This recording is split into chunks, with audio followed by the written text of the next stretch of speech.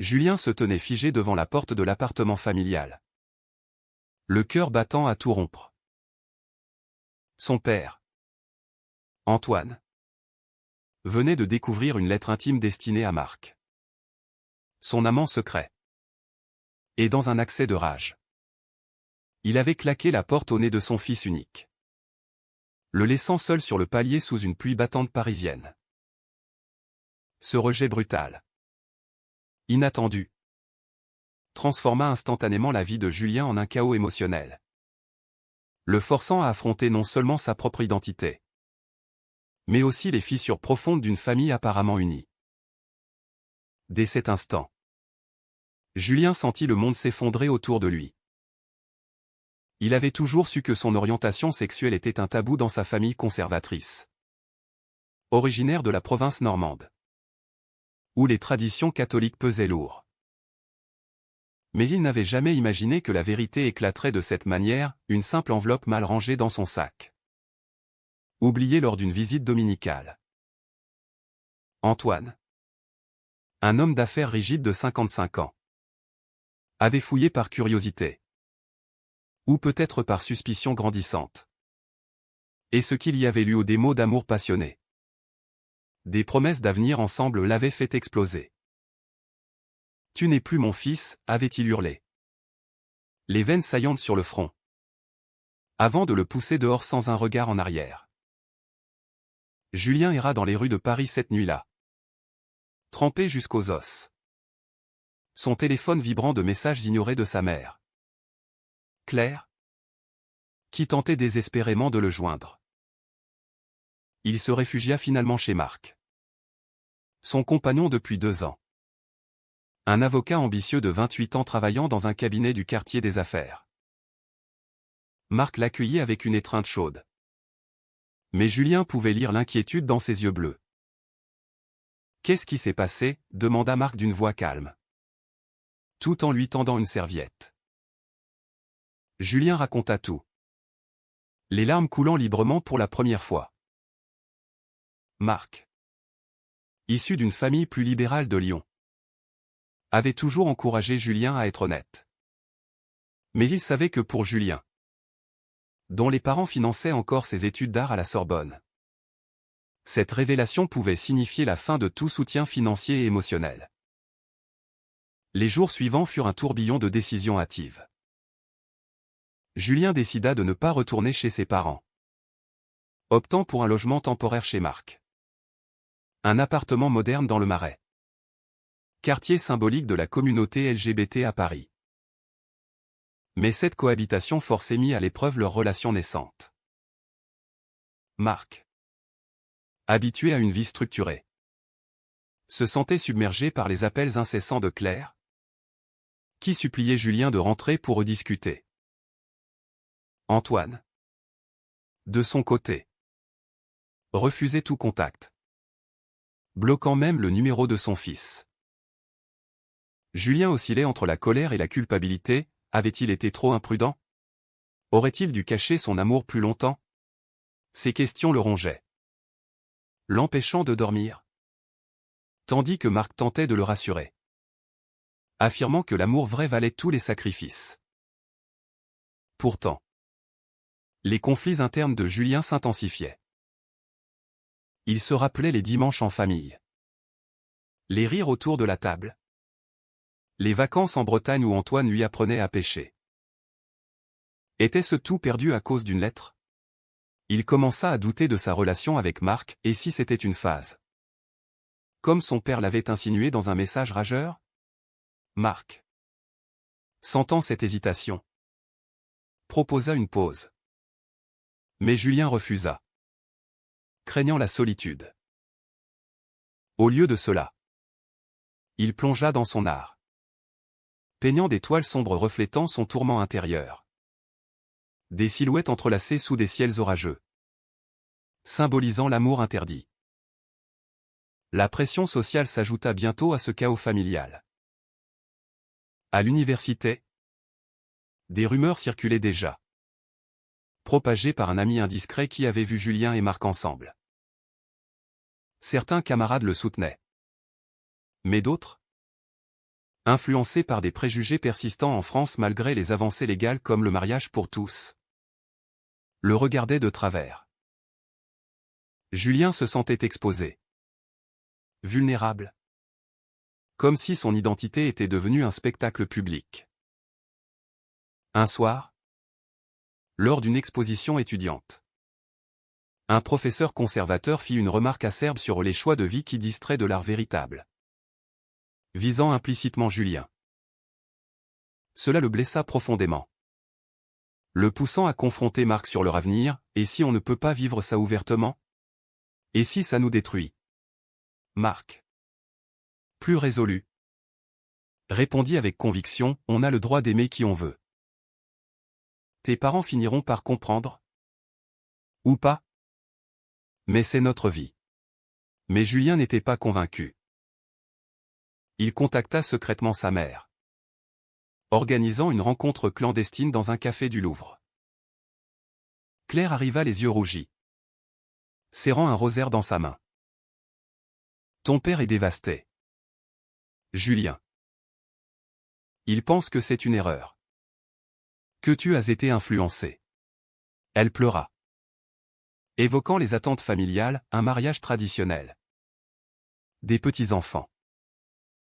Julien défendit son amour pour Marc, expliquant comment il s'était senti vivant pour la première fois. Mais Claire insista, reviens à la maison. Romps avec lui. Et tout redeviendra comme avant. Julien partit en larmes, déchiré entre son cœur et sa loyauté familiale. Cette rencontre marqua un tournant. Julien commença à mentir à Marc sur ses allées et venues, prétextant des cours pour voir sa mère en secret. Il espérait la convaincre. Mais chaque discussion renforçait ses doutes.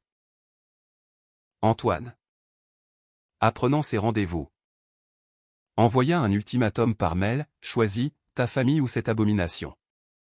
Julien, acculé, envisagea de tout abandonner pour regagner l'approbation paternelle. Mais une nuit, en entendant Marc sangloter seul dans la salle de bain, il réalisa le prix de sa lâcheté. Marc avait sacrifié une promotion au travail pour le soutenir, risquant sa propre stabilité. Julien se promit alors de lutter. Mais le chemin s'annonçait semé d'embûches plus grandes encore. Les semaines suivantes virent l'escalade des tensions. Julien, déterminé à reconquérir sa famille, organisa une confrontation directe chez ses parents à Versailles, où il vivait dans une maison bourgeoise héritée. Marc insista pour l'accompagner, arguant que l'amour se défendait à deux. Mais Julien refusa, craignant que la présence de Marc n'enflamme Antoine. Seul, il frappa à la porte un soir d'automne, le vent charriant des feuilles mortes comme des présages. Claire ouvrit, le serra dans ses bras. Mais Antoine resta assis dans le salon, un verre de whisky à la main, le regard dur. La discussion dégénéra rapidement. Antoine accusa Julien d'être égoïste, de détruire l'héritage familial. Dans notre monde, les hommes comme toi sont des parias. Pense à ta carrière. À notre nom. Julien répliqua, évoquant les lois françaises protégeant les droits LGBT. Mais Antoine balaya l'argument, les lois ne changent pas les cœurs. Tu nous humilies devant les amis. L'Église. Claire, prise entre deux feux, tenta de médier. Mais ses propres préjugés affleuraient, et si c'était une phase? Marc t'a-t-il manipulé? Julien, blessé, quitta la maison en claquant la porte, jurant de ne plus revenir. De retour chez Marc, il omit les détails les plus durs. Mais Marc sentit le mensonge. Leur relation, autrefois passionnée, devint tendue. Marc, frustré par les secrets de Julien, commença à douter, si tu as honte de nous. Pourquoi continuer? Julien, paniqué, Promit de tout arranger. Mais intérieurement, il luttait contre une dépression croissante. Il consulta un thérapeute recommandé par un ami. Un psychologue spécialisé dans les questions LGBT à Paris. Lors des séances, il explora ses conflits internes, la peur du rejet social, la culpabilité envers ses parents, le dilemme moral de choisir entre amour et famille. Pendant ce temps, la société amplifiait les pressions. Au travail, Marc fit face à des ragots après qu'un collègue eut vu une photo d'eux sur les réseaux sociaux. Bien que la France soit progressiste, le cabinet conservateur murmura sur l'image professionnelle. Marc défendit farouchement leur couple. Mais cela lui coûta une affaire importante. Julien, apprenant cela, se sentit coupable, c'est à cause de moi. Marc le rassura. Mais la fissure s'élargissait. Un soir, lors d'une dispute, Marc lança, peut-être que tes parents ont raison. Si tu n'es pas prêt, je ne peux pas attendre éternellement. Cette phrase hanta Julien. Il envisagea une rupture pour libérer un Marc. Mais l'idée le terrifiait. Au lieu de cela, il organisa une rencontre avec un groupe de soutien LGBT à Saint-Germain-des-Prés. Là, il entendit des histoires similaires, rejets familiaux, luttes intérieures, mais aussi triomphes. Un homme plus âgé raconta comment il avait perdu sa famille mais gagné une vie authentique. Inspiré, Julien décida de confronter publiquement son identité. Il posta une photo avec Marc sur Instagram, avec une légende affirmant son amour. Les réactions fusèrent, soutien d'amis, mais aussi insultes anonymes, rappelant les préjugés persistants en France. Antoine, voyant le post via un parent, réagit violemment. Il appela Julien au milieu de la nuit, « Tu nous as trahis. Plus d'héritage.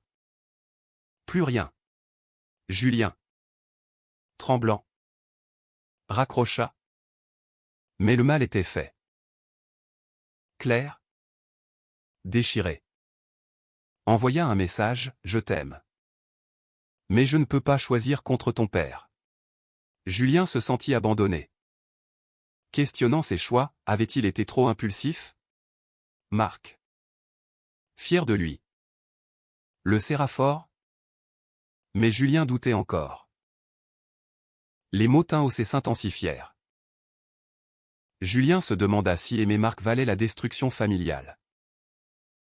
Il rêvait de réconciliation, imaginant un dîner où tout s'acceptait. Mais la réalité était cruelle. Marc, sentant la distance, proposa un voyage à la campagne pour se ressourcer. À la Normandie. Dans une auberge rustique. Ils parlèrent à cœur ouvert. Marc avoua ses propres peurs, « J'ai perdu des amis à cause de mon orientation. Mais toi, tu vaux tout. » Julien, ému, promit fidélité. Mais un appel de Claire interrompit le moment, « Ton père est malade. Reviens. » Sans lui, Julien rentra précipitamment, laissant Marc derrière. À l'hôpital. Antoine gisait pâle. Une crise cardiaque due au stress. Selon les médecins. Claire accusa implicitement Julien, « C'est à cause de tout ça. » Julien, rongé par la culpabilité, promit de ne réfléchir. Assis au chevet de son père, il pleura, se demandant si son amour était une malédiction. Antoine, faible, murmura, « Change. Pour nous. » Julien hocha la tête, feignant l'accord. Mais intérieurement, le conflit bouillonnait. Avait-il le droit de sacrifier son bonheur pour la paix familiale? Le diagnostic d'Antoine, un infarctus mineur mais alarmant, força Julien à une introspection profonde. Il passa des nuits à l'hôpital, veillant son père qui oscillait entre silence et reproche. « Tu as choisi le mal », murmura Antoine un soir, citant des versets bibliques appris dans sa jeunesse. Julien, athée depuis l'adolescence, argumenta calmement sur l'évolution sociétale en France, mentionnant les manifestations pour l'égalité. Mais Antoine restait sourd, ancré dans ses convictions. Claire, épuisé, supplia Julien, pour son rétablissement. Fais une pause avec Marc. Julien rentra chez Marc avec ce poids. Il avoua l'ultimatum. Et Marc, blessé, explosa, c'est du chantage émotionnel. Il te manipule. Julien défendit ses parents, ils sont vieux. Effrayé. La dispute escalada. Marc accusant Julien de faiblesse. Pour la première fois, Marc évoqua une séparation, si tu cèdes. C'est fini entre nous. Julien, paniqué, quitta l'appartement, errant dans les rues nocturnes de Paris, sous les lumières des Champs-Élysées. Il se réfugia chez un ami gay, Thomas, qui l'écouta patiemment. Thomas, ayant vécu un rejet similaire, conseilla, l'acceptation vient avec le temps. Mais ne te perds pas. Inspiré, Julien contacta une association LGBT pour du soutien juridique, craignant que son père ne le déshérite formellement. L'avocat confirma, en France, les lois protègent contre la discrimination. Mais les liens familiaux sont fragiles. De retour, Julien proposa à Marc un compromis, vivre discrètement le temps que Antoine se remette. Marc accepta à contre-cœur. Mais la tension persista. Julien mentit à ses parents, affirmant avoir rompu. Claire, soulagée, invita Julien à dîner. Là, Antoine, convalescent, posa des questions intrusives, « Tu vas rencontrer une fille maintenant ?» Julien, mal à l'aise, éluda. Mais le mensonge le rongeait. Il réalisait le prix moral, trahir son amour pour une paix illusoire. La société intervint de nouveau. Un article dans Le Monde sur les discriminations intrafamiliales LGBT toucha Julien, le poussant à écrire un essai anonyme pour un blog. Les réponses positives l'encouragèrent. Mais un commentaire haineux le déstabilisa, « Les gens comme toi méritent l'isolement. » Marc, lisant l'essai, fut fier, mais questionna, « Pourquoi anonyme ? Assume-toi. » Le point de rupture arriva lors d'une fête chez des amis communs.